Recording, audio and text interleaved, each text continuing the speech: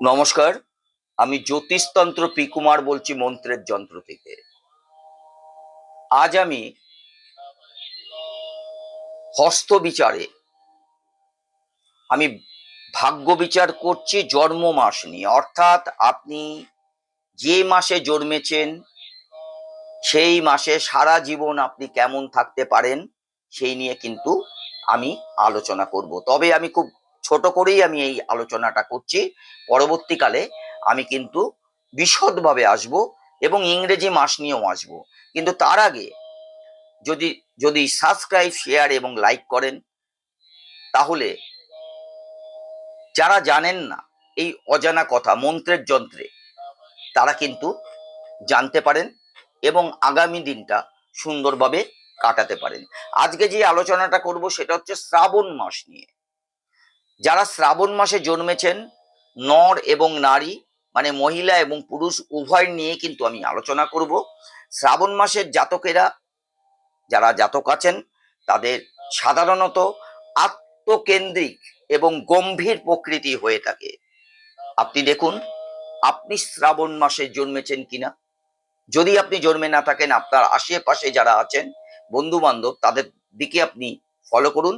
আপনি আমার কথাগুলো 100% আপনার জীবনে মিলে যেতে পারে।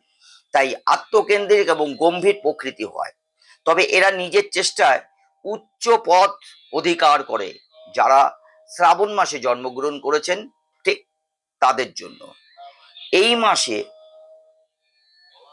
যারা শ্রাবণ মাসে জন্মেছেন, ঠিক এই মাসে যে জাতিকারা জন্মেছেন তাদের নিয়ে আমি একটু আলোচনা করি। যে জাতিকা মহিলা এই শ্রাবণ মাসে জন্মগ্রহণ করেছেন, সাধারণত আপনারা ফলো করে দেখবেন এরা মিষ্টি চেহারা এবং মিষ্টি ভাষী হয়ে থাকেন। আমি আবার বলছি, যেই জাতিকা শ্রাবণ মাসে জন্মগ্রহণ করেছেন তাদের চেহারা মিষ্টি চেহারা হয়ে থাকে, মিষ্টি ভাষী হয়ে থাকে তারা। তবে এদের দাম্পত্য জীবন কিন্তু কখনো সুখের হয় না। আপনারা মিলিয়ে নিতে পারেন। আপনার যদি শ্রাবণ মাসে জন্মগ্রহণ না করে থাকেন, সেই ক্ষেত্রে আপনার আশেপাশে বন্ধু বান্ধবের সাথে আপনি মেলান, আপনি পেয়ে যাবেন তার চরিত্র। সেই ব্যক্তি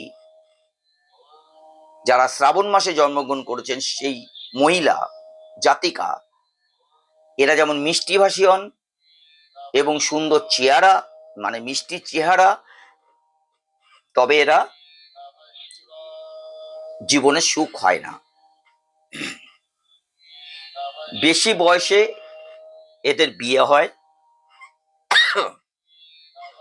3 বছর, 11 বছর এবং 20 বছর এদের জীবনে ফাড়া থাকে এবং এই ফাড়া কেটে গেলে সেই জাতিকা 90 বছর অবধি কিন্তু বাঁচতে পারেন। আপনি মিলিয়ে নেবেন। আমি মন্ত্রের যন্ত্র থেকে বলছি, হুবাহুব আপনার জীবনে মিলে যাবে। নমস্কার।